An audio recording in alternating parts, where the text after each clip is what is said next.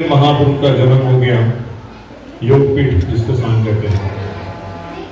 तो ये कलकत्ता कहाँ है और निगड़ी या पुणे कहाँ है, कितने 1200 किलोमीटर 1500 किलोमीटर ज़्यादा अंतर है। लेकिन जगत से, केवल पुणे से नहीं, निगड़ी से नहीं, लेकिन जगत से लोग आते हैं मायापुर धाम में और वहाँ पे श्री चैतन्य महाप्रभु का धाम में दर्शन करते हैं, जन्म स्थान पे जाते हैं, प्रार्थना करते हैं और ऐसी कृपा लेके आते हैं कि लगता है मानो वो धाम छोड़ना नहीं चाहिए, वहीं रहना चाहिए, मायापुर में रहना चाहिए। गंगा के तट पर भगवान का जन्म हो गया। तो फाल्गुन पूर्णिमा, जिसको हम होली पूर्णिमा कहते हैं, होली पूर्णिमा को जब चंद्र ग्रहण लग गया था तो श्री चैतन्य महाप्रभु कलकत्ता में जगन्नाथ मिश्र सची माता के घर पर जन्म लिया। वैसे देखा जाए तो ऐसा नहीं कि केवल कलयुग में पता था कि भगवान चैतन्य महाप्रभु कृष्ण के रूप में आने वाले, लेकिन जो भागवत लिखा है व्यासदेव ने, उसमें व्यासदेव कहते हैं कि प्राचीन काल में नाभि महाराज के जो 9 पुत्र हो गए, 9 योगेंद्र, उसमें से जो 7वें पुत्र है करभाजन मुनि, तो करभाजन मुनि अपने संज्ञा तो कहते हैं, भागवत में श्लोक है, उसमें कहते हैं कि कलयुग में भगवान श्री कृष्ण स्वयं चैतन्य महाप्रभु के रूप में प्रकट हो गए, लेकिन तो कलर कृष्ण के जैसा नहीं होगा, वो सोनहरे करके होंगे, सोने के जैसा कलर होता है। और वो कलयुग में आके लोगों को हरिनाम संकीर्तन सिखाएंगे कि वो धर्म क्या है कलयुग का। तो उसकी पार्श्व में इस तरह से कि उन्होंने एक सैंपल दे दिया कि करभाजन मौली का संदर्भ भागवत में आया है, अगले स्कंद में आप पढ़ोगे तो। लेकिन ऐसे अलग शास्त्र, नारद पुराण है, ब्रह्मवैवर्त पुराण है, कुर्म पुराण है, पद्म पुराण है, सारे पुराणों में भगवान की व्याख्या पहले ही कह चुकी है कि चैतन्य महाप्रभु मतलब गौरांग महाप्रभु ये नवदीप धाम में सची माता के घर नवदीप में आके जन्म लेंगे। उनका कार्य क्या रहेगा? कलयुग के सारे जीवों को भगवान के धाम में लेके जाना। तो बहुत ही मैग्नानिमस इनकारनेशन है। नमो महावदन्याय कहते हैं, ऐसा अवतार पहले कभी नहीं हुआ। भगवान के 10 अवतार आपको पता है, 24 अवतार पता होंगे, लेकिन उस 10 अवतार में परशुराम, नरसिंह, कल्कि, अन्य बुद्ध अवतार और मत्स्य अवतार, वामन अवतार, नरसिंह अवतार, राम अवतार और कृष्ण अवतार नहीं है। कृष्ण पूर्ण भगवान अवतार ही है। इन सारे अवतारों में ये भगवान का जो चैतन्य का अवतार है, उनको कहा कि नमो महावदन्याय। कोई उन्होंने देखा नहीं, क्वालिफाइड है क्या नहीं। हम जो लोग सतयुग में फेल हो गए, द्वापर में फेल हो गए, त्रेतायुग में फेल हो गए, बोले इन लोगों को भगवत दान करने के अवसर ही नहीं मिला, सब नापास नापास नापास। इनको पास करने वाला कोई तो अवतार होना चाहिए। बोले आ जाओ हमारे निकट आ जाओ, केवल हरे कृष्णा बोलो एक बार, जब प्रसाद खाओ, आपको भगवत धाम लेके जाएंगे। श्रद्धा मूल्य से नाम हटते बिकाए, गौरांगिता है। तो ये जो भगवान गौरंग नित्यानंद है, वो केवल आपके पास थोड़ी श्रद्धा है ना, भगवान की तरफ प्रसाद में श्रद्धा होती है, भक्तों में श्रद्धा होती है, शास्त्र में श्रद्धा होती है। उस श्रद्धा के कारण भगवान आपको मतलब दास बन जाएंगे, आपको लेने के लिए आएंगे। की बन्यासी शूद्र कहने हुए सही कृष्ण श्रद्धा सही गुरु है, कोई क्वालिफिकेशन निकले नहीं। तो होता है कि भगवान का नाम जो लेता है वो क्वालिफाइड हो गया। एक बार हमारे सन्यासी शिष्य भगवान जी के शिष्यों के शिष्य वो कह रहे थे, किसी को प्रश्न पूछा कि हम तो नाम लेते हैं लेकिन नींद आती है, आलस होता है, मन नहीं लगता नाम में, नाम पूरा करते किस तरह से? 16 माला कैसे तो पूरा करते हैं। फिर क्या हम भगवत धाम जाएंगे क्या? बोले भगवान आपके नाम के प्रयास से संतुष्ट है, आनंद ले रहे। हाँ, थोड़ा संघर्ष कर रहे हैं माया के लड़ने का, लेकिन भगवान को आनंद होता है। मेरा बेटा देखो कैसे जप कर रहा है, मेरा नाम ले रहा है, वो उसमें दोष नहीं देखते भगवान गुण देखते। इधर जो अवतार है ना, जो कृष्ण ने कहा था सर्वधर्म परित्यज्य माम एकम शरणम व्रज, लेकिन इस अवतार में भगवान को शरण आने के लिए बोला पहले, फिर मैं आपको भक्ति दूंगा। नहीं, पहले भक्ति बाद में शरण देखा जाएगा, पहले भक्ति दे दिया, हरे कृष्ण बोलो मैं आपका स्वीकार है। एक क्लास में श्रील प्रभुपाद जी बोल रहे थे किसी ने प्रश्न पूछा कि शिव जी, गणेश, पार्वती और बहुत सारे देवी देवता हैं, उनके मंदिर में भीड़ होती है, लेकिन भगवान के मंदिर में बहुत कम लोग आते हैं। महाशिवरात्रि के दिन जाओ या बहुत सारे शिव जी के मंदिर है भारत में, हाँ, तो उनके मंदिर में बहुत भीड़ होती है, लेकिन विष्णु के मंदिर में इतना भीड़ नहीं होती। क्यों ऐसा? तो प्रभुपाद जी ने कहा कि भगवान शिव जो है ना, उनका नाम है आशुतोष। आशुतोष का मतलब है कि जल्दी प्रसन्न वाले। थोड़ा तप किया, थोड़ा दान दे दिया, थोड़ा पूजा किया, क्या चाहिए बोलो, ले लो। वो सोर्सेस का क्या उपयोग करेगा वो दे देते हैं। लेकिन भगवान श्री कृष्ण ऐसे नहीं, वो पिता है ना, पिता है तो सोच समझ के देंगे पुत्र को। तो बोलते क्या चाहिए? हाँ, धन चाहिए, धन चाहिए। तो शादी नहीं हो रही, शादी करना है, ठीक है, शरण में तो नाम जप करो, शुद्ध करेंगे, फिर आपका संसार बिठा लेंगे। बोले शादी करेगा, धन लेगा, लेकिन धन का उपयोग कैसे करना है पता नहीं। धन देके क्या करूँगा? आमी विज्ञ यही मूर्ख, आमी विज्ञ यही मूर्ख। क्या बोलते आगे कि धन क्यों देगा? धन क्यों देगा उसको? स्व चरणाम तो दीवा विषय बुलाए, एकदम कहे मेरे चरणाम दूंगा उसको जो विषय वासना है मन की, उसको बुला दूंगा। ये महाप्रभु का कृपा है। बाकी लोग ऐसे नहीं सोचते। जैसे पिताजी अपने बच्चे ने छुरी मांग ली तो छुरी देते हैं क्या? नहीं देते। या कोई अग्नि के पास लेके जाते हैं क्या? अग्नि के साथ खेलो तो क्या पापा ये मुझे क्या है देखना है, होली के अंदर जाना है? नहीं, बाहर। तो वैसे भगवान है, वो छुरी का उपयोग कैसे करना है पता नहीं। एप्पल कट करना है, अनार कट करना है, कुछ पता नहीं। छुरी लेकर किसी को मार देगा, बच्चे फाइट नहीं, तो जिसको छुरी नहीं देती। वैसे भगवान जो हमें चाहते हैं वो नहीं देते। बोलते आपको बुद्धि नहीं है, सब भौतिक बुद्धि है, एंजॉय करने की बुद्धि है, लेकिन आपको जब थोड़ा सा भगवान का ज्ञान हो जाएगा, आपका जीवन का लक्ष्य क्या है पता चलेगा, और तब मांगोगे तो दूंगा। बहुत सारी कथा है, थोड़ा सा संक्षिप्त में इसको वर्णन करता हूँ।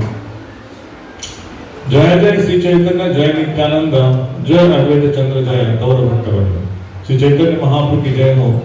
कृष्णदास कविराज गोस्वामी और भागवत के लेखक वृंदादास ठाकुर कहते हैं नित्यानंद की जय हो। जो कृष्ण चंद्र है वही कृष्ण आए हैं कलयुग में, लेकिन इस अवतार में वो गौर वर्ण धारण किए हैं। सतयुग में भगवान ने श्वेत वर्ण धारण किया था, त्रेता में रक्त वर्ण था, द्वापर में श्यामल वर्ण था, और कलयुग में गौर वर्ण धारण किए हैं। तो करवाचल मुनि ने पूछा कि कलयुग में भगवान का अवतार प्रकट क्यों नहीं है? सबको कृष्ण जानते हैं, राम जानते हैं, वामन अवतार जानते हैं, नरसिंह अवतार जानते हैं, लेकिन ये कलयुग का अवतार कोई नहीं जानता। क्या कारण है? बोले कलयुग में भगवान छद्म अवतार में आते हैं। छद्म मतलब छुपे रुस्तम, है ना, हम भी छुपे रुस्तम कलयुग में।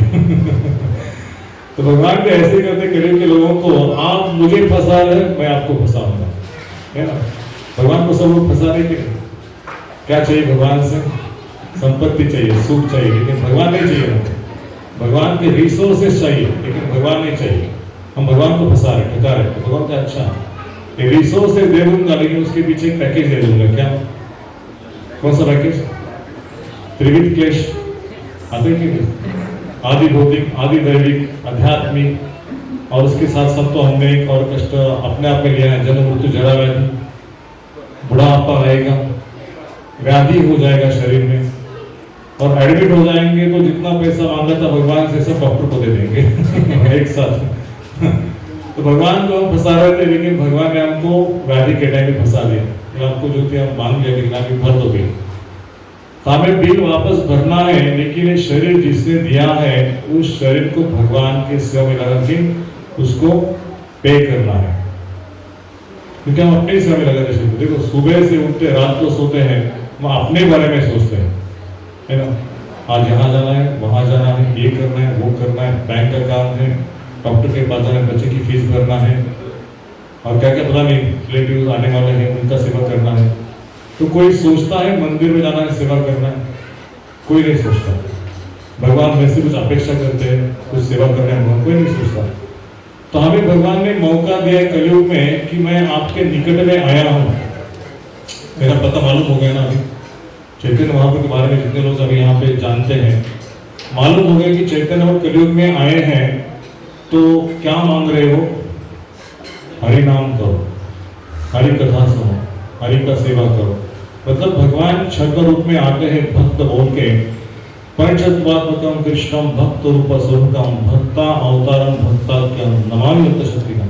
भगवान अकेले नहीं आते, उसको मैंने सुना है नहीं, करवाचौथ मुनि जो नवोदय कहते हैं, वो कहते हैं कृष्ण वर्णम तशा कृष्णम सांगो पांगास पार्षदम यज्ञ संकीर्तन प्राय यजंती सुविदेशा।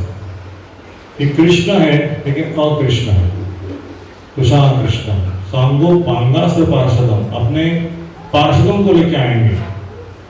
किस उद्देश्य से आएंगे? उनका उद्देश्य होना चाहिए कुछ तो भगवान आएंगे यज्ञ संकीर्तन प्राय। कलयुग में जो हरिनाम का यज्ञ है, यज्ञ सिखाने के लिए। कलयुग के लोगों को जीवन का लक्ष्य क्या है, आत्म साक्षात्कार क्या है, इसमें कोई रुचि नहीं। भक्ति में आने वाले 1000 लोगों में से भगवान श्री कृष्ण कहते हैं एक मुझे प्राप्त होगा। मनुष्याणाम सहस्रेषु कश्चित् यतति सिद्धये यततामपि सिद्धानां कश्चित् मामेति तत्त्वतः।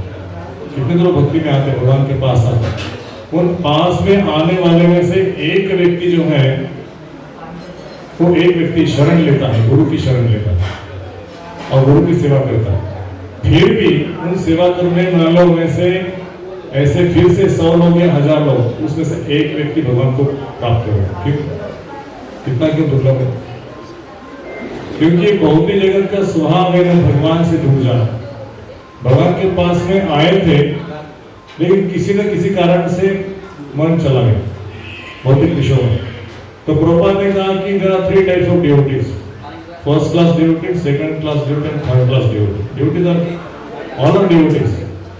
लेकिन फर्स्ट क्लास डिवोटी कौन है? एक बार भगवान को पकड़ लिया, छोड़ता नहीं, जीवन का लक्ष्य प्राप्त करना, भगवत नाम जान। जितनी मुश्किलें, जितनी बाधाएं, जितना संकट, जितनी परीक्षा, जितना तकलीफ दे रहे हैं दे दो, इसी जीवन भगवत प्राप्ति करना है।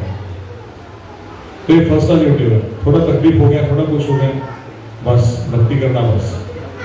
पर मन के अनुकूल भक्ति होना चाहिए। मन के प्रतिकूल भक्ति हो गया, छोड़ेंगे हम, हमारे अनुकूल होना चाहिए सब कुछ। इसलिए फर्स्ट क्लास, सेकंड क्लास और थर्ड क्लास। सेकंड क्लास में श्रद्धा नहीं है, थर्ड क्लास में तो बिल्कुल श्रद्धा नहीं, भगवान के बारे में अपनी कामना करने के लिए आए। फर्स्ट क्लास क्या है? फर्स्ट क्लास ड्यूटी वो है कि कुछ अपेक्षा नहीं भगवान से।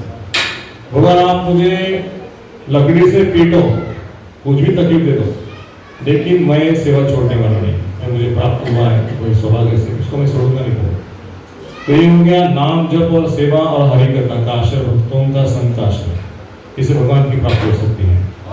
इसलिए भगवान छठवां अवतार में है, वो सोच रहे कि मैंने तो अपना भंडार खोल के दिया, लेकिन इसमें जो पात्र होने की इच्छा है वो स्वयं की प्रेरणा से होनी चाहिए। मुझे भगवान जाना है। एक बार नारद मुनि को किसी ने बोला कि नारद मुनि जब विचरण करते ब्रह्मांड में, तो बोले नारद मुनि की सब लोग दुखी हैं, कोई भगवान का नाम नहीं। नारद मुनि के बहुत सारे स्टोरीज हैं, मतलब माइंड में ऐसा होता है कि 3-4 स्टोरी, आपकी कौन सा स्टोरी बोलो, ऐसा होता है। तो एक स्टोरी ऐसा है वहाँ नारद मुनि का कि भगवान का कि भगवान मैं ब्रह्मांड में घूम के आया, बहुत सारे कंट्रीज, बहुत सारे खंड, लेकिन कोई नाम नहीं जप करा। मेरी इच्छा है कि इनको मैं भगवत धाम लेके जाता था होलसेल में, बोनस। लेकिन यहाँ आप रो रहे हैं, आपकी चीजों वरदान दे दो, इनको मैं भगवत धाम लेके आऊँगा, थोड़ा सिखाऊंगा, पाठ पढ़ाऊंगा, डांट ठीक है लेके आओ, तो आप इनको लेके आऊँगा, मैं स्वीकार करूँगा। तो नारद मुनि ने ऐलान किया कि जो मेरे पीछे आएगा उसको भगवत धाम अभी प्राप्त होगा। चलो वीसा कुछ नहीं, पासपोर्ट वीसा की जरूरत नहीं, पीछे चीज चलो सर। तो नारद मुनि के पीछे सब लोग चल पड़े।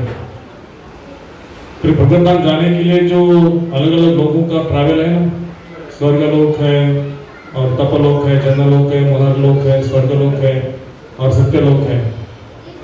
और सब लोगों को ट्रैवल करते करते कई लोग स्वर्गलोक में देखा कि बहुत सारा नंदन वन है, गार्डन है, होटल्स है अच्छे अच्छे, और एरोप्लेन्स है जिसको ईंधन डालने की जरूरत है, मंदिरों में बैठना और उसको घूमना, सब निवास का सुख देखा हुआ। बहुत सारी ज्वेलरी है, पर्वत है, सोने के चांदी के सिक्के हैं, नदियां ऐसे कि दूध की नदियां हैं, घी की नदियां हैं, आम के जो जूस है उसकी नदियां हैं। ऐसे ऐसे चीज देखा, बोले कि यही अच्छा है, आगे जाने की जरूरत नहीं, इतना सारा पैसा पड़ा, इतना सारा नहीं पड़ा है, इसमें कल्याण हो जाएगा हमारा, तो रुके रहो। फिर कोई और दूसरे लोग में रुके, फिर तीसरे लोग में गए, 7 लोगों में सारे लोग रुके। नारद मुनि वैकुंठ चले गए, भगवान के धाम चले गए, पीछे देखा कोई नहीं है। नारद मुनि के अंदर इतनी दया थी, इतनी कंपैशन थी कि सबको लेके आऊंगा, भगवान वाला लेके आओ। लेकिन भगवान की माया जो है ना, हमारी परीक्षा करती है हमेशा। सच में आपको भगवान चाहिए तो परीक्षा में पास होना या नापास होना है वो हमारे ऊपर है। तो अगर हम पास होना चाहते हैं तो हमें भगवान का आश्रय मजबूत से लेना पड़ेगा। कितने भी स्टॉर्म्स आने हम हिलेंगे नहीं, सेवा छोड़ेंगे नहीं, भक्तों के संग से दूर जाएंगे नहीं। तो इस तरह से हम पास हो सकते हैं। तो नारद मुनि अभी कलयुग के शुरुआत में जब इस ब्रह्मांड में ट्रैवल कर रहे थे तो भारत भूमि में आके देखा कि कलयुग में कोई भगवान का नाम नहीं ले रहे, सबको बोलने का प्रयास किया। तो नारद मुनि द्वारका में चले गए, जहाँ भगवान श्री कृष्ण रुक्मिणी बैठी थी। तो नारद मुनि हमेशा हंसते हंसते आते थे, नारायण नारायण नारायण।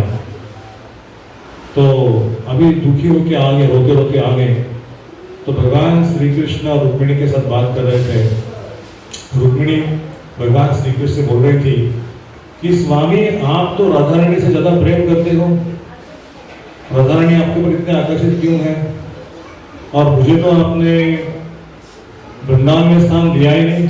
लक्ष्मी को तो द्वारका में स्थान है, रुक्मिणी को द्वारका में स्थान है, वृंदावन में स्थान क्यों नहीं है? तो भगवान बोले कि राधा रानी के प्रेम की महिमा मैं नहीं जानता, उसका क्या प्रेम है, उतनी आकर्षित क्यों है मेरे ऊपर, मेरे अंदर क्या है मुझे पता नहीं। लेकिन राधा रानी का मेरे ऊपर निस्वार्थ प्रेम है, ना उसको स्वर्ग चाहिए, ना उसको वैकुंठ चाहिए, ना उसको कोई सुख चाहिए। वो तो मेरी सेवा के लिए दिन रात तड़पती है। मेरा एक क्षण के लिए दर्शन नहीं हो गया तो ब्रह्मा जी को गाली देता है कि ब्रह्मा जी ने ये जो आंखें बनाई है और उसके ऊपर जो क्या बोलते हैं उसको, झपकने वाली पलके बनाई है, तो उसके जो पलके नीचे ऊपर होती है उस क्षण में भगवान श्री कृष्ण दर्शन कर, क्या इंजीनियर है, ऐसे भी बनाते हैं आंखें, सीधा ऐसा बनाना था ना, उसको पलके में बना दी। तो ब्रह्मा जी को टोकते हैं। और जब भगवान श्री कृष्ण मथुरा चले जाते हैं तो गोपियां कितने दिन के लिए चले गए थे? 15 दिन के लिए चले गए थे। लेकिन उनको लगता कि युगायितम निवीक्षण चक्षुषा प्रावुषायितम शून्यायितम जगत सर्व गोविंद विरह। एक क्षण का वियोग हो गया तो कहता कि सतयुग त्रेतायुग द्वापर कलयुग चला गया, भगवान श्री कृष्ण मिले नहीं। तो भगवान के विरह में रोती थी, सबको पूछती, पशु पंछी, पेड़, नदियां, गाय, सब प्राणी, सब कृष्ण का है, कृष्ण का है, कृष्ण को देखा, कृष्ण को देखा। तो किसी को पता नहीं था कृष्ण कहाँ चले गए। बोले आएंगे कल, आने वाले, बोले थे कल आऊंगा, अभी तक आए। रोज पूछते कृष्ण को देखा, कृष्ण कहाँ है, कृष्ण कुछ मैसेज है कृष्ण। तो भगवान श्री कृष्ण सबके अंदर विराजमान है, परमात्मा रूप में। ईश्वर सर्वभूतानां हृदय शरण तिष्ठति ब्राह्मण सर्वभूतानि यंत्र रूढ़ानि माया। ये शरीर रूपी यंत्र हमको दिया है और इस यंत्र में सवार होकर इस ब्रह्मांड में नीचे ऊपर घूम रहे, अलग अलग योनि में जा रहे हैं, अलग अलग शरीर प्राप्त किए। लेकिन इस शरीर के द्वारा हम भगवान की प्राप्ति कर सकते हैं ये हम भूल गए हैं। और भगवान परमात्मा के रूप में इस घर विराजमान है, आपको गाइड के रूप में हमेशा हाथ देने के लिए तैयार है, लेकिन आपने उनका हाथ छोड़ दिया है। तो उसी के उपलक्ष्य में भगवान श्री कृष्ण जो सबके हृदय में गोपियों को जानते थे, कह रहे गोपियां मेरी याद करती हैं, मेरे विरह में रोती है, खाना पीना छोड़ दिया उसने, नींद तक छोड़ दी, उसका होश ही नहीं है। कभी कि मुझसे तो मेरे बाबा, मेरी माँ यशोदा और नंद रोते रोते उनके आंखों से जो रोना आता है उसकी नदियाँ बहने लगती हैं। गोपियाँ रोती है तो अदनावा से नदी बहने से पानी बहता है। गैया रो रही है, गैया घास नहीं खा रही है, पशु पंछी सब दुखी है। तो भगवान उद्धव को भेजते हुए, जाओ वृंदावन में जाके गोपियों को संदेश दे दो कि भगवान श्री कृष्ण आपको भूले नहीं, भगवान तो रोज आते हैं, लेकिन कुछ सेवा है उनका, कुछ काम है, इसलिए वो मथुरा में रुके हैं। लेकिन 2-3 दिन में भगवान श्री कृष्ण आ जाएंगे। तो गोपियां उद्धव को देखते लगता है कि पहले तो कृष्ण ही आ गए। उद्धव और कृष्ण के समान थे ना, उनका रूप, रंग, वेश सब कुछ, रथ से उतरे थे। बोलते कि नाटक मत करो, जानते बृहस्पति के पुत्र हो, बहुत विद्या धारण किया आपने, लेकिन हमको मैसेज नहीं चलेगा। कृष्ण को लेके आना था, इतने समय में कृष्ण आ सकते थे। उसने शायद मथुरा की स्त्रियों को, मथुरा की लड़कियों को, वहां पे सुंदर सुंदर युवतियां हैं, तो उनके संग में उनको हमारी यादें नहीं आती होंगी। हम तो गांव की लड़कियां हैं, कुछ पढ़ी लिखी नहीं है, तो शायद कृष्ण भूल गए।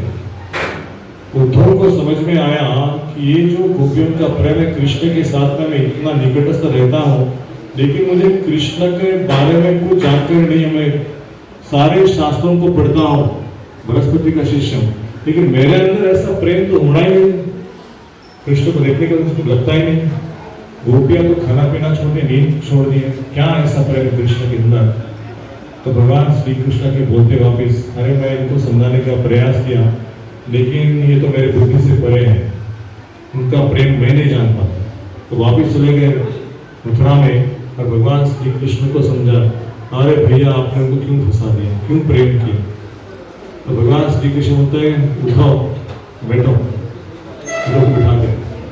तो तुम नहीं जानते कि मेरा गोपियों से प्रेम क्या है। मैं गोपियों को एक क्षण के लिए भूल नहीं सकता। आंखें बंद करो, तो आंखें बंद कर दो। और भगवान श्री कृष्ण गोपियों के साथ बैठे हैं और बड़ी हंसी मजाक चल रही है, और राधा रानी कृष्ण है, सब गोपियां सब उनके साथ में है। उधर सब देख रहे हैं। वास्तव में श्री कृष्ण हमेशा गोपियों के साथ में है। दो आंखें खोलो, तो आंखें खोलते क्या देखा, भाई राधा रानी, चंद्रावली, ये ललिता, ये विशाखा, ये सब सखी, चंपकलता, ये सब सखी आपके साथ में है, कोई आपसे दूर नहीं। उद्धव आप नहीं जानते, मैं गोपियों के प्रेम को कभी भूल नहीं सकता। चाहे जीवन भर जन्म जन्म उनकी सेवा करने का लाभ मुझे प्राप्त हो, लेकिन उनके ऋण से मैं ऋण को चुका नहीं सकता। ऐसा गोपियों का प्रेम है। तो वही प्रेम भगवान श्री कृष्ण, वो क्या प्रेम है, उस प्रेम को चखने के लिए भगवान श्री कृष्ण स्वयं की भक्ति का स्वाद लेने के लिए चैतन्य महाप्रभु रूप में आते हैं। बचपन में जब वो जन्म लेते हैं एक नीम पेड़ के नीचे अपने माता के गर्भ में, उस तक जन्म होते से नहीं है। 13-14 महीने के बाद वो जन्म लेते हैं, तो बाहर आने के बाद बहुत रोते हैं, हम भी रोते हैं, लेकिन हम किसके लिए रोते हैं हमको बताएं। लेकिन भगवान रोते हैं, उनका रोने का कारण किसी को समझ में नहीं आता। सब लोग देवताओं को प्रार्थना करते हैं, नारायण की पूजा करो, शिव जी की पूजा करो, ये मंत्र गाओ, वो मंत्र गाओ, सब करते हैं, लेकिन भगवान शांत नहीं होते। फिर कोई बोलता है कि अरे वो हरिनाम करो, थोड़ा सा हरि का कीर्तन करो, हरि हरि करो। तो हरिनाम संकीर्तन होता है तो भगवान शांत हो जाता है। हरिनाम बंद किया, रोने लगते हैं। तो ये जो भगवान का कलयुग में अवतरण है, वो सिखाने के लिए कि मेरा अवतरण है कलयुग के लोगों को हरिनाम देने के लिए आया है। लोग हरिनाम लेना चाहिए। अभी भगवान का जो अवतरण है उस समय में कि जहाँ पे चंद्रग्रहण लगा था, सब तरफ अंधेरा, ग्रहण में कोई आता नहीं, कोई सब है ना अशुभ मानते हैं। तो चंद्रमा कह रहे थे कि अरे चंद्र ग्रहण के समय भगवान अवतीर्ण हो गए, मेरी कोई आवश्यकता नहीं क्या। तो उन्होंने सोचा कि भगवान की असीम कृपा है कि चंद्र वंश में श्री कृष्ण चंद्र प्रकट हो गए, चैतन्य चंद्र के रूप में वो प्रकट हो गए। कि चंद्र की क्या आवश्यकता है, बोलते कि needs of many stars if one moon is sufficient. एक चंद्र है तो बाकी स्टार की आवश्यकता क्या है। वैसे ही एक चंद्रमा भगवान श्री कृष्ण है तो मेरी क्या आवश्यकता है, मैं कौन सा दीवा लगाने वाला हूँ, क्या चंद्रमा ने सोचा। तो उन्नास्थान को देखते हैं कि जब चैतन्य महाप्रभु नित्यानंद चल रहे थे तो कई लोग बोलते अरे दो चंद्र एक साथ कैसे। तो किसी ने बोला कि अरे एक चंद्र जो है ना वो ओरिजिनल है, दूसरा चंद्र उसकी प्रतिमा है, नित्यानंद उसका प्रति छाया है। कोई कह रहा था कि वो दो चंद्र इस प्रकार से है कि सूर्य और चंद्र एक साथ आए हैं। नित्यानंद चैतन्य महाप्रभु मतलब कृष्ण और बलराम इतने सुंदर नटकर नित्यानंद के रूप में, चैतन्य के रूप में आते हैं और सबको आकर्षित करते हैं। भगवान लीला बहुत मनोहरी है। बाल लीला का थोड़ा सा वर्णन करूंगा, मध्य लीला और फिर अंत्य लीला पता नहीं समय मिलेगा। बाल लीला में भगवान जब थोड़े से बड़े हो गए बड़े हो गए तो नदी में खेले थे, गंगा नदी तट पास में ही। स्कूल में जाने का बहाना करते थे, लेकिन नदी के तट पे आके मिट्टी उड़ाना, पानी में तैरना, किसी को पकड़ना, किसी के पैर पकड़ना, किसी के सर पे ऊपर जाके बैठना, मतलब मैं ब्रह्मा हूँ, मैं शिव हूँ, मैं नारायण हूँ, मेरी पूजा करो। ये पूजा का सामग्री लेके आते थे और शिव जी का पूजा करते थे, थोड़ा गंगा जल अर्पण करते थे, फिर धूप दीप नैवेद्य। ये क्या कर रहे हो? वो शिव जी के लिंग को उठाते थे, मेरी पूजा करो, ये क्या कर रहे हो आप? ब्रह्मा जी की पूजा करते हैं, तो ब्रह्मा मैं हूँ, मैंने इस देश को निर्माण किया है, आप जानते नहीं मैं क्यों आया हूँ। तो परेशान लोग आगे हमारी पूजा बिगड़ डाल रहे बच्चा। ये सब लड़के आदि स्नान करने के उनके कपड़े चुराते थे, चीर हरण लीला, बोलते थे कि मैं आपको आशीर्वाद देता हूँ कि आपको सुंदर पति प्राप्त हो। तो बोलते थे अरे बड़ा आया सुंदर पति पा देने के लिए, तू तेरा घर का देख कर ले, लड़के चढ़ते थे इसको, तेरे से आशीर्वाद प्राप्त करेगा। तो इस प्रकार से सबको परेशान करते थे। तो कई लोगों ने कंप्लेंट की कि तुम्हारा बच्चा स्कूल में जाता नहीं है और इधर गंगा के तट पर आके मिट्टी उड़ाता है, कुछ चोरी करता है, कुछ नकली होता है, किसी के सर पे उड़ाता है, किसी के पैर खींचता है। तो जगन्नाथ किसी ने पूछा, अरे निमाई तुम स्कूल में नहीं गए थे, आपकी कंप्लेंट आई? नहीं पापा, मैं तो अभी स्कूल से आया, देखो ये कपड़ा मेरा सब ऐसा हो गया। गीला थोड़ी कपड़ा है, गीला होता था जब मैं गंगा में होता, मैं तो सूखा कपड़ा है, नहीं गया मैं। जो लोग झूठ बोल रहे, तो मेरा बच्चा तो स्कूल में गया था, झूठ बोल रहे। अपना तो वादा है ना। तो दूसरे दिन फिर से कंप्लेंट, बच्चों की कंप्लेंट, जगह पूछा कि मैं आज ट्रेन में चेक करता हूँ ये स्कूल में जाता है या कहीं और जाता है। तो वास्तव में पकड़ा गया गंगा के तट पर, तो झूठ बोल रहे थे, स्कूल में जाते हैं। पापा मैं स्कूल में जाने के पश्चात गंगा तट पर गया था, आज ही आया गंगा के तट पर। मतलब भगवान झूठ बोलते हैं, तो झूठ भी ऐसा लगता है कि बड़ा मासूम बच्चा बड़ा हाँ सोच सकता है कि स्कूल में जाके फिर बाद में गंगा के तट पर आया, तो चलो अभी घर चलो, जो भी है घर चलो। लेकिन ऐसे उनको मजा लेते थे। कभी बोलते थे कि हम ड्रामा करेंगे, आप क्या करो, आप हनुमान बनो, आप अंगद बनो, आप नील बनो, और मैं लक्ष्मण बनूंगा, और ये कंस बनेगा, ये राम बनेगा, ये हनुमान बनेगा, उनका हम ड्रामा करेंगे। और ड्रामा चलता था तो सब एकदम अंतरंगा भगवान की शक्ति होती ना, उसमें लीन होते थे पूरा, सबका अपना अपना पात्र था। और भगवान जी का युद्ध, मतलब लक्ष्मण जी का युद्ध चल रहा था, और वहां से अक्षय ने कुछ तीर मारा था, तो भगवान के हृदय में टिक गया, तीर मारते मारते इतने प्राण भंग थे। तो उसका पात्र था कि हनुमान जी का जो पात्र उसको दिया था, उसका काम था कि जब हनुमान जी लक्ष्मण जी नीचे सो जाएंगे तो जाके गंधमादन पर्वत से वो दवा लेके आना, संजीवनी दवा लेके आना। लेकिन हनुमान जी भूल गए अपना काम।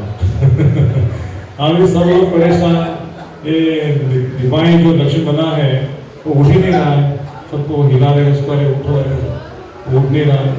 शायद उसने सांस छोड़ दी, सब लोग चिंतित हो गए। उसके माता पिता आ गए, सारे एल्डरली गोपीज आ गए, क्या हो गया निमाई को, क्या हो गया निमाई को, निमाई क्यों नहीं उठ रहा है? तो किसी ने बोला कि अरे जो हनुमान बना है ना, जाओ और पर्वत से उठा के उसको लेके आओ उसको। तो जो हनुमान पर्वत था अपना गदा लेके चला गया और एक पर्वत का ऐसा टुकड़ा लेके आ गया, भगवान को सूख दिया उसको, सूखो इसको सूखो। भगवान ने उस औषधि को सूख लिया। फिर भगवान जाग गए, तो तुमने सबको परेशान कर दिया था, तो ड्रामा है कि वास्तव में चले थे आप? पता नहीं भैया, मैं तो लक्ष्मण था, ये राम था, ये सीता माता थी और ये था। अरे ऐसा मत कहो, आपको कैसे पता है कि आप ये लीला कैसे जानते हो? किसी ने आपको रामायण पढ़ाया नहीं? माँ आप जानती नहीं, मैं लक्ष्मण हूँ, पिछले जन्म में लक्ष्मण था, पिछले जन्म में बलराम था। तो बोलते कि सारे अवतार मेरे घर में जन्म लेते थे क्या? इस प्रकार से निमाई लीला करते थे। निमाई स्कूल में जाने लगे, थोड़े बड़े हो गए थे, तो वहाँ पे बच्चों के साथ वार्तालाप करते थे। एक श्लोक सुनाते थे, बोलते इसका उत्तर क्या, इसका मीनिंग क्या बताओ। दूसरा व्यक्ति को सुनाता था, बोलते कि अरे ये अर्थ नहीं, ये अर्थ है।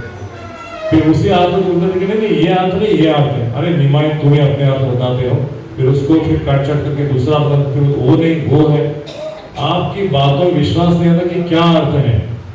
गंगादास पंडित बोलते थे कि ये बच्चा स्कूल में आता है, लेकिन उसको मैं पढ़ाने से पहले सब क्या हो जाता है, आगे का श्लोक वही बोल देता है।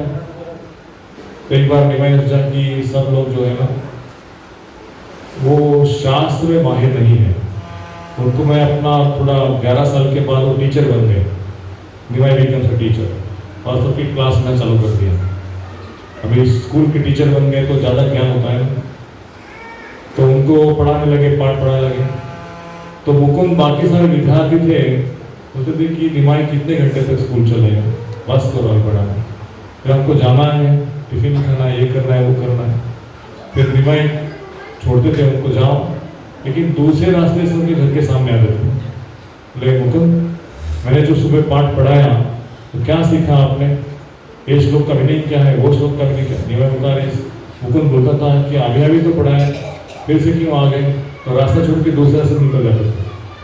तो कई बार ऐसा कि भगवान के जो सहपाठी, जो उनके विद्यार्थी थे, उनसे मिलना बंद कर दिया।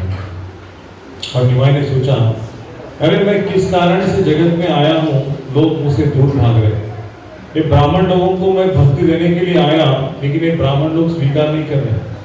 और उससे बड़े बड़े पंडित लोग, दिग्विजय पंडित, केशव काश्मीरी, ऐसे बड़े बड़े विद्वान आते थे। नवद्वीप पे एजुकेशन का हब था, शिक्षा का ना था, वैसे हब था, और विद्वान लोग आके हराते थे एक दूसरे को। तो निमाई के साथ चर्चा होने लगी, शास्त्रार्थ होने लगा। तो निमाई ने केशव काश्मीरी को हरा दिया, दिग्विजय पंडित को हरा दिया, फलाने लोगों को हरा दिया। तो सारे लोग उसमें नतमस्तक के चलाते थे।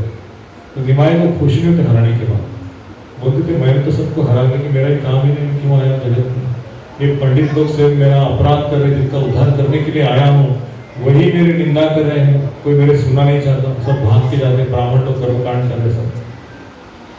तो निमाई का शादी हो गया लक्ष्मी प्रिया से, और लक्ष्मी प्रिया स्वर्ग के जैसे अप्सरा थी, वास्तव भगवान की अलग ही शक्ति है वो। लेकिन शादी होने के पश्चात कुछ ही समय के उसका मृत्यु हो गया। निमाई तब चले गए थे पूर्व बंगाल में। वापिस आने के बाद जब वो घर पे आए तो सची माता को देखा एक रूम के अंदर ऐसे कोने बैठी है, मायूस होके। उनके सारे मिलने लोग आ गए, निमाई को सांत्वना कर रहे थे। लक्ष्मी प्रिया किसी ने बताया नहीं, भगवान तरह सबको बताया भगवान को। तो भगवान की मैया क्यों है, मैया अंदर के रूम में बड़ी निराश और दुखी है। उसको जाके समझाते हैं, स्वयं समझाते हैं। लक्ष्मी प्रिया ध्यान हो गया, मुझे पता है, लेकिन आप क्यों चिंता कर रही हो, वो तो भगवान के धाम में चली गई, सर में डसा था उसको, क्योंकि उसको कुछ तकलीफ नहीं है, तो चली जाएगी। इस प्रकार से निमाई ने उस विषय से बाहर आना पसंद किया, और फिर वो अपने अपने इसमें रहते थे। तो एक बार ब्राह्मण उनके घर से जा रहा था, बचपन की लीला है। तो किस गांव में कोई ब्राह्मण का घर है क्या, बोले हाँ, ये जगन्नाथ मिश्र के घर पे जाओ। बोले मेरे गोपाल जी को भोग लगाना है, यदि मुझे ब्राह्मण के घर में सामग्री मिलती है तो ही मैं भोग लगा सकता हूँ। तो ब्राह्मण पूछताछ करके जगन्नाथ मिश्र घर गया। जगन्नाथ मिश्र बोले कि श्रीपाद आ जाओ, हमारे घर में आपका स्वागत है। उनको बैठने के लिए आसन दे दिया, पैर धोए उनके, कुछ खाना पीना है तो मैं गोपाल को पहले खिलाऊंगा। तो गोपाल जी के लिए भोग करने के लिए किचन में जो भी साफ सफाई करना है वो साफ सफाई कर किचन दे दिया, भोग लगा दिया, जैसे भोग लग रहा है अंदर, भोग लगा दिया और मंत्र गाने लगे, गोपाल मंत्र, नमो ब्राह्मण देवाय गो ब्राह्मण हिताय जगत हिताय कृष्णाय गोविंदाय नमो नमः। 3 बार मंत्र गया। जो निमाई पंडित अंदर थे वो आ गए, अरे ब्राह्मण मुझे भोग लगा रहे हैं, मुझे भोग स्वीकार करना चाहिए, बड़ा प्रेम से मंत्र उच्चार करके भोग लगा रहे हैं। आ गए निमाई पंडित और भोग खा लिया। अरे ये भोग को दूषित किया, गोपाल जी को भोग लगाया, तो देखो तो गोपाल खाने वाले थे, इसने तो भोग खा लिया, अभी भगवान से खाएंगे। भोग को दूषित किया, हाय हाय हाय हाय चिल्लाने लगे जोर से। तो जगन्नाथ मिश्र आगे, क्या हो गया पंडित जी, क्या हो गया श्रीपाद, मैंने तुम्हारे बेटे ने इस भोग को खा लिया। तो क्यों निमाई, जानते नहीं गोपाल जी को भोग लगाना चाहिए, पहले नहीं खाना चाहिए, आपने क्यों खाया। निमाई चुप। बोलते ही मुझे बुलाते खिलाने के लिए, बोले अभी बोल रहे कि उसने खाया उसने खाया। फिर दूसरी बार भोग लगाओ, ये सब किचन साफ सफाई करके देंगे आपको, फिर से भोग पकाओ। फिर से उस ब्राह्मण ने भोग बनाया, साफ सफाई करके भोग रेडी हो गया। रात को 10:30 11 बज गए। भोग लगा दिया। अभी निमाई को उसके पिताजी ने एक रूम में अंदर रखा था, बाहर से उसको लॉक किया था और दरवाजे के चपट बैठे थे। बोले अभी कोई नहीं आएगा, भोग लगा दो, गोपाल जी खाएंगे, उसके बाद हम प्रसाद लेंगे आपके। भोग लगा दिया, मंत्र बोल दिया। निमाई पता नहीं कहाँ से आ गया। कोई बंद कर सकता है भगवान को? लॉकअप कर सकता है? भगवान का शरीर के हमारे शरीर जैसा नहीं है। मंत्र जैसे गाया भगवान वहां प्रकट हो गए, फिर से खा लिया। हाय हाय हाय हाय, इस बेटे ने तो हमारा सत्यानाश कर दिया। दूसरी बार भोग बनाया, दूसरी बार इस भोग को दूषित कर दिया। क्या अभी मैं क्या करूं, गोपाल हमारे भूखे हैं। जगह कृष्णा मैंने उसको लॉकअप में किया था, कैसे बाहर आ गया पता नहीं। उसको डांटा, अरे निभाई बहुत शरारत करते हो। वो ब्राह्मण बड़ी दूर से आए, हमारे घर में अतिथि है, उसे गोपाल को भोग लगा रहे, ऐसा अच्छा नहीं है, ये पाप है। तो वही सूर्य बुलाते हैं ब्राह्मण और बोलता है कि आपने भोग दूषित किया। उनको समझने देगा कृष्णा को, बोले अभी तो मैं इसको अपने साथ में रखूंगा। तीसरी बार भोग गया, रात को 12 बज गए। अभी मंत्र गाया, अरे गोपाल जी पिताजी को हाथ छोड़ के उसमें नींद में डाल दे पिताजी को, और प्रकट हो गया वहां पे। फिर से भूख खाया। अभी इस बार निभाई अपनी वाचा को खोल दी। बोले ब्राह्मण, किस प्रकार के ब्राह्मण? अरे इस मंत्र को गाते हो, मुझे बुलाते हो, फिर बोलते भूख झूठा किया, हाय हाय हाय हाय चिल्लाते हो। बोले मैं आपसे प्रेम करता हूँ, आप मुझे बुलाते हो, आप जन्म जन्म से मेरे भक्त हो। हर युग में हर समय में जब प्रकट होता हूँ तो मेरी सेवा करने के लिए आप आते हो। एक गोपाल में और मुझ में कोई अंतर नहीं है, मैं ही हूँ गोपाल हूँ। ब्राह्मण के आंखों से आंसू होते हैं। अरे मैंने इस बालक को डांटा, मैं इसको समझा नहीं है, साक्षात गोपाल है, मेरा से बहुत पाप हो गया। वो 10 बार झुक के निमाई के चरण छूने लगा, निमाई को प्रणाम करने लगा। मतलब एक्सटेंसिव में आ गया, भगवान का दर्शन मैं साक्षात कर रहा हूँ, मेरे साथ भगवान है, वही गोपाल है, वही निमाई पंडित है। मैंने कितना अपराध कर दिया, निमाई मुझे क्षमा करो, गोपाल मुझे क्षमा करो। आंखों से आंसू लगा।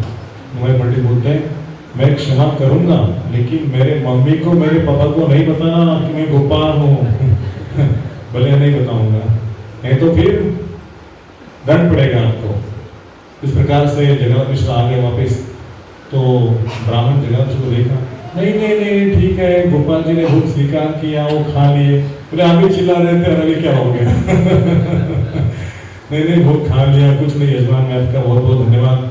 और इतना जगन्नाथ मिश्रा को, सची माता को देख के उनको इतना आश्चर्य लगा कि क्या सौभाग्य है, ब्रह्मांड के स्वामी उनके घर में जन्म लिए हैं, कितने सौभाग्यशाली हैं। उनके चरण छूने लगे, उनको प्रणाम करने लगे, उनको आलिंगन करने लगे। मैं कितने भाग्यवान हो, कितने भाग्यवान, मेरे मुख में शब्द ने अपनी स्तुति करने के लिए। ऐसा बोलते थे कि वो नारायण नारायण का। निमाई बोले चुप चुप रहो। तो निमाई ने सबको सिखाया कि मैं आया हूँ भगवान भक्तों की सेवा स्वीकार करने के लिए। ऐसे भगवान छोटे छोटे खेल खेल में बाहर आ गए आंगन में, और खेलते खेलते एक सांप आ गया। सांप को खेलते रहे, फिर सांप ने अपने जो फण है उसको निकाल लिया और भगवान को बोला कि इसके ऊपर लेट जाओ। भगवान लेट गए, छोटे बच्चे थे, लेट गए। माता भी देखा निमाई कहाँ गया, निमाई कहाँ गया, निमाई कहाँ गया।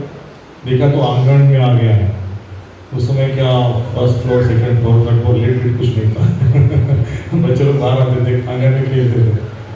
तो सच्ची माता ने देखा कि अरे बच्चा तो सांप से खेल रहा है, और खेलते खेलते वो उसके ऊपर ऐसे नाच रहा है और सो गया उसके ऊपर। सांप ने कुछ किया तो डर लगता था उसको, डरती थी ना, वैसे सच्ची माता डरती थी।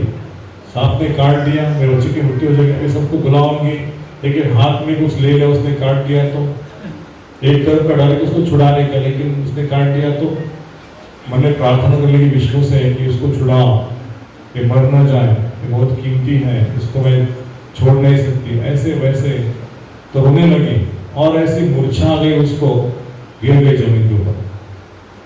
दूसरे क्षण में देखती है कि वो सांप जो है उसने अपने इसको छोड़ दिया, निमाई को छोड़ दिया। निमाई सोया था, उसके विंग्स के ऊपर छोड़ दिया, अगर उसके पीछे जाने लगा पकड़ने के लिए। निमाई किस तरह से सच्ची माता ने पकड़ के लाया। बोले निमाई आपको पता नहीं ये सांप है, ये काट सकता है, इसके पीछे नहीं जाना चाहिए। तो रघुनाथ ठाकुर कहते हैं कि जो भगवान अनंत शेष है, जो सर्पों की शैया के ऊपर इस ब्रह्मांड को धारण करते हैं, वो भगवान को आनंद देने के लिए उस सांप के रूप में अनंत शेष के रूप में आए थे और भगवान को अपनी गोदी में बिठाया, उन्होंने उसका सजन किया।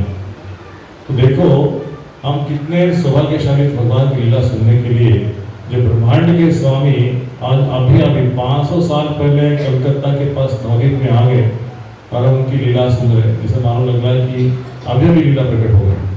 अगर 10,000 साल के बाद या 1,00,000 साल के बाद यदि कोई निमाई की लीला सुनाता है, अब बोले कौन निमाई, कहाँ कलकत्ता, क्या ही सुना रहे, उतनी बुद्धि नहीं रही करीब में। रायण पशु कला इसमें मंद सुमंद मत मंद भाग्य बदलता। कलयुग के लोगों को तो पहले विश्वास ही नहीं, नास्तिक लोग ज्यादा है, आस्तिक लोग कम। और आस्तिक लोगों में से लोग ऐसे हैं कि कुछ हमारे जीवन में उल्टा पुल्टा हो गया तो भगवान की हम सेवा करते हैं, मंदिर में जाते हैं, फूल नारियल सब कुछ करते हैं, लेकिन ये ऐसा होता है मंदिर जाना बनता है ना, मंदिर में नहीं है। मतलब भगवान हमारी इच्छाओं की जब पूर्ति करेंगे तो भगवान मंदिर में है, लेकिन भगवान ने हमारी मांगे पूरी नहीं की तो भगवान के बाढ़ में। एक गरीब का लक्षण है मंद सुमंद होते। भगवान जब तुम्हारे नौकर नहीं है तो मेरे भी नौकर नहीं, आपके नहीं। प्रभु जी कहते द्रौपदी के 5 पुत्रों की हत्या हो गई, भगवान वहां मौजूद थे। द्रौपदी ने एक शब्द से कृष्ण को नहीं बोला कि तूने मेरे बच्चों की रक्षा क्यों नहीं की। द्रौपदी ने बोला, कृष्ण बोलने कि उसको मार डाल, अश्वत्थामा को मार डाल, उसको छोड़ा है। भीम को बोला, अर्जुन को बोला, अभी इसका सर काट दो। द्रौपदी बोलते इसको मत मार, ब्राह्मण का पुत्र है। उसकी माता को जो दुख होगा, जो मैं भोग रही, मैं नहीं चाहता कोई और माता ऐसे दुख भोगे। भगवान क्या सिखा रहे उदाहरण से, एक भक्त का हृदय ऐसे होना चाहिए। जीवन में जो भी आपत्ति, जो भी कठिनाई हो, लेकिन मेरे साथ भगवान है। वो आपत्ति मेरा कर्म था, मेरे जीवन में आने वाला था, आ गया चला गया, लेकिन मैं क्यों भगवान के साथ दुश्मनी करूं या उनको ब्लेम क्यों करूं? मैं नहीं, मेरा कर्म था। तो अपने कर्म को जांचना चाहिए। जो हमारे जीवन में सुख दुख होता है उसको रिलेट करना चाहिए कि पिछले जन्म में मैंने ऐसे व्यवहार इसके साथ किया था, इसलिए मुझे ऐसा कर्म भोगना पड़ा। उसके लिए ऐसा नहीं कि हम छोड़ देंगे। प्रभुपाद जी ने कहा था कि आपके जीवन में परीक्षा जरूर होगी। आप भक्ति करने जाओगे तो माया आपका विश्वास है या नहीं है वो हमेशा चेक करेगी, लेकिन पक्का विश्वास है तब भक्ति में टीके रहोगे, सेवा नहीं छोड़ेगी। विश्वास कच्चा है, जैसे आम कच्चा होता है ना, तो कच्चे आम का टेस्ट नहीं आता। भक्ति कच्ची है तो भगवान टेस्ट नहीं लेते। आम पक गया तो उसका स्वाद मिलता है, सुगंध भी आता है। वैसे भक्ति जब ऐसे फ्राई करके ना एकदम जांच पड़ताल के जब भक्ति प्राप्त होती है उसका वैल्यू बढ़ता है। हमें भी लगता है कि हमने बहुत सारी आत्माओं को छोड़ के प्राप्त हुआ है, इसको खोना नहीं है। अमेरिका के लोगों को चैतन्य की लीला या हरिना या उनकी सेवा में इतना आनंद क्यों आता था? घंटों घंटों तक 12-12 घंटे सेवा करते। क्यों? पुस्तक करना है, मंदिर में कंस्ट्रक्शन करना, जो भी सेवा है, क्योंकि उनको मालूम था कि हमारे देश में इस प्रकार का वातावरण, न मंदिर है, न भक्त है, न प्रसाद का कुछ मालूम है, न कथा है, कुछ मालूम नहीं। लेकिन स्वामी ने हमको दे दिया, हमारा भाग्य खुल गया, इसको खोना नहीं। तो जुहू के टेम्पल में जब वो मंदिर बन रहा था तो प्रभुपाद के सामने वो रो रहे थे, Prabhupada ji there is so much trouble, this people came and they beat us. वो गुंडे लोगों को भेजा था और माता जी के बाल पकड़ के उसको हाथापाई कर रहे थे उनके साथ। इतनी शिक्षा। अरे प्रभुपाद जी हमें क्षमा कीजिए, हम ऐसे शहर से आए हैं, ऐसे जगह से आए हैं जहाँ पे टैप ऐसा करने से पानी मिलता है, टॉयलेट बाथरूम से अच्छे फर्नीचर घर है, लेकिन सब छोड़ के आए हैं। यहाँ पे सब चूहा है, कुत्ते हैं, रात को आवाज आती है अलग अलग पशु पंछियों की, और डर लगता है, कोई सोने के लिए कमरा नहीं है, टॉयलेट बाथरूम है, बाहर पैर जाना पड़ता है। लेकिन इतना करने के पश्चात भी यहाँ पे मारपीट हो रही है, हमारी जान को खतरा है, हम चाहते हैं कि हम यहाँ चले जाए। तो प्रभुपाद ने बोला कि I will promise you that Krishna will take care of you, just give me some time. अब प्रभुपाद की आंखों से आंसू आने लगा कि किस प्रकार का सेक्रीफाइस है। मैं इनको पेमेंट नहीं देता हूँ, मैं केवल खिचड़ी खिलाता हूँ, ये लोग मेरे लिए जीवन दे दिया। तो भगवान से प्रार्थना की राधा राजदेव से कि इनको ऐसी व्यवस्था में रखो कि इनको भक्ति का सुख भी मिले और भौतिक सुख में सबसे ऊंचाई प्रदान करो। और लिटरली उसके पश्चात राधा राधा टेम्पल बन गया, सब सुविधा प्राप्त हो। तो प्रभुपाद होता, डू यू वांट माया और डू यू वांट कृष्णा? माया चाहिए तो अमेरिका ऑफिस चले जाओ, लेकिन कृष्ण चाहिए तो संघर्ष करना पड़ेगा, लेकिन कृष्ण की प्राप्ति होगी, कृष्ण का सुख मिलेगा। और कुछ समय के पश्चात तो गुंडे लोग चले गए, उसकी मृत्यु हो गई। जो नायर था उसकी पत्नी रोने लगी, हमने अपने भक्तों को पीटा है, बहुत पाप किया हमने, हमको माफ कीजिए। उन्होंने बोला fits okay, Krishna take care of you. तो ये जो भक्तों के साथ होता है, प्रभुपाद जी के साथ होता है, तो हमारे साथ होने से क्या हम बोलेंगे? प्रभुपाद के साथ हो गया तो हमारे साथ तो जैसे होता है, हम सोचेंगे कि हमारा कुछ तो लेना देना होगा पिछले जन्म का, इसलिए हो गया, it's okay, let us go ahead. तो इसको जो सहन करने की शक्ति धारण करता है, व्यतीत नहीं होता, उसका भक्ति पक्का है। लेकिन कच्चा भक्त तो क्या है, कुछ हो गया, बंद किया, नाम जप बंद, मंदिर में आना बंद, सेवा बंद, सब कुछ बंद। उसके बारे में जब हम डिस्कस करते हैं हमारे बुक का वरिष्ठों से, हमें सलाह मिलती है, क्या है उसका वास्तविक कारण, क्या प्रॉब्लम है? कुछ प्रॉब्लम नहीं है। कली का जो दोष है, मिसअंडरस्टैंडिंग, क्वारल हिपोक्रेसी, उसके कारण जो मिला था वो भी छूट जाता है। इसलिए हमको सावधानी से बरतना चाहिए, भक्ति करना चाहिए कि पक्के भक्तों के साथ जब रहेंगे तो हम भक्ति में टिके रहेंगे। कच्चे भक्तों के साथ में रहेंगे तो माया ऐसे लेके जाएगी, बिना कारण से, कुछ कारण नहीं। ये प्रभुपाद ने बोला था कि भक्ति is so simple for the simple. कितना सिंपल है उतना सिंपल रहो, लेकिन दिमाग भक्ति में लगा दिया, अपना दिमाग लगा दिया तो कृष्णा की क्यों हो, लेकिन दिमाग में लगा, सिंपल रहना चाहिए। जो मिला है उसको थैंक यू कहना, बहुत बहुत धन्यवाद। हम जन्म जन्म से उसके पीछे तक मिल गए, we should preserve it like. जब केक लेके आते हैं भगवान को, तो केक को कैसे लेके आते हैं? अच्छे से पैकिंग करके, कार में कोई उसको धक्का ना लगे, कुछ डेकोरेशन खराब ना हो, तो केक को लेके आते भगवान के सामने रखने तक उसका प्रोटेक्शन करते हैं, एक बच्चे के जैसे। मतलब ऑफरिंग होता है तो बड़ा खुशी होता है, भगवान को मेरा केक ऑफरिंग हो गया, खुशी होती है। वैसे ही अपने भक्ति को रखना है, संभालना केक के जैसा। और इससे दिमागी पंडित बड़े हो गए और अभी अपने पिता की मृत्यु हो गई, देखो माता है और लक्ष्मीप्रिया की मृत्यु हो गई अभी, माता और भगवान दोनों ही घर में। और पिता के श्राद्ध के लिए गया जाते हैं, थोड़ा मैं लास्ट फॉलो कर रहा हूँ, गया जाके जगन्नाथ मिश्रा का भोग लग गया, एक लीला करके अंत करता हूँ, बहुत सारी लीला चला कर रहा हूँ।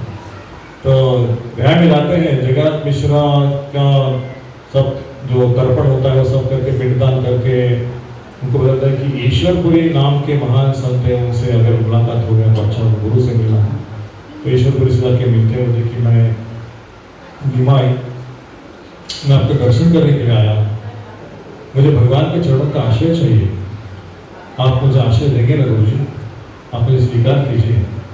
ईश्वरपुरी देखते हैं, इतना सुंदर बच्चा, इतना कोमल, कांति, इतना सुंदर सोहर कलर इसका, इतने मीठी बात करता है। ईश्वरपुरी ने उनको पास में लिया, आलिंगन किया, निमाई ने उनके चरण छू लिए, आशीर्वाद मांगा उनसे, तो मैं आपका शिष्य, मुझे स्वीकार कीजिए, मुझे कुछ मंत्र दीजिए। तो ईश्वरपुरी ने उनको हरि मंत्र दे दिया, हरि का नाम लो, हरे कृष्णा कृष्णा कृष्णा हरे हरे, हरे राम राम राम। जब से ईश्वरी का दर्शन हो गया तब से उनके मन में कृष्ण के प्रति जो आसक्ति थी बाहर आ गई। कृष्ण का गोपी गोपी, वृंदावन, यमुना यमुना, गोवर्धन, जहाँ दिखे वो देखते थे कि गोवर्धन को जाके आलिंगन करना है, गोवर्धन को नमस्कार करना, यमुना है ये। मतलब उनका पागलपन हो गया कि वो बाहरी चेतना में, अंदरूनी चेतना में चले गए, कृष्ण की चेतना में। जब कृष्ण के भक्तों का ऐसा देखते हैं, नाम जप करते करते रो रहा है, तो इनको लगता है कि ये हरिनाम थोड़े रोना चाहिए, हरिनाम में तो आनंद आना चाहिए, देखिए रो रहा है। हम ट्रेन में जाते हैं, ट्रेन में लोग देखते हैं कि कोई जप कर रहा है तो रोता है जप करते समय, अब क्या बात है वो भगवान की विरह में होता है। ये इस्कॉन के लोग रोते क्यों हैं? तो प्रभुपाद बोलते हैं कि भक्तों को जैसा छोटा बच्चा रहता है ना, माता से बिछुड़ गया तो कैसा रोता है, उसको खिलौना दे दो, उसको खाने के लिए दे दो, उसको कपड़ा दे दो, उसको गाड़ी दे दो, mummy mummy mummy mummy mummy किधर है, मम्मी किधर है, वो सबको सुनू दे देता, वो केक है क्या है, मम्मी मिल गए हो गया। वैसे कृष्ण के प्रति हमारा जो प्रेम है उसे रुलाना चाहिए। कृष्ण को हम बिछुड़ गए, जन्मों जन्मों से हमारा जो स्वामी था उसको हमने बिछुड़ के संसार की चीजों को अपनाया है और उसमें हम सुख को माने मेरा सुख है, ये मेरा जीवन है। लेकिन जो असली सुख था, असली हीरा था, उसको छोड़ के हमने नकली हीरे को प्राप्त किया।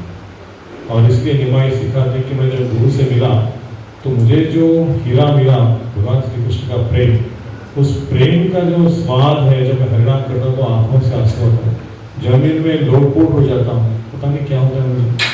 तो निमाई पंडित का जो वो गुरु का रूप था, वो शिक्षक थे, वो भूल गया अपने आप को। जब नवदीप में आ गए तो ऐसी चेतना में घूमते थे, तो सब लोगों ने कहा कि उसके अंदर भूत सवार हो गया है, इसका भूत निकाल, कोई तांत्रिक मांत्रिक को बुलाओ, उसको डॉक्टर के पास लेके जाओ, उसका इलाज करवाओ। किसी को समझ में नहीं आता था कि निमाई को भक्ति मिल गई है, भगवान का प्रेम मिल गया है। निमाई ने सोचा ये शहर के लोग मुझे जानते नहीं, ये सब लोग बोले कि मुझे भूत लग गया है, इनको कृष्ण की महिमा पता नहीं है, मैं कृष्ण के बारे में कुछ बोल दूँ तो भाग के चले जाते हैं, कुछ नहीं जाना है। तो दूसरा शादी होने के पश्चात थोड़ा फास्ट हो लेता हूँ, निमाई जो मैं संन्यास लेता हूँ।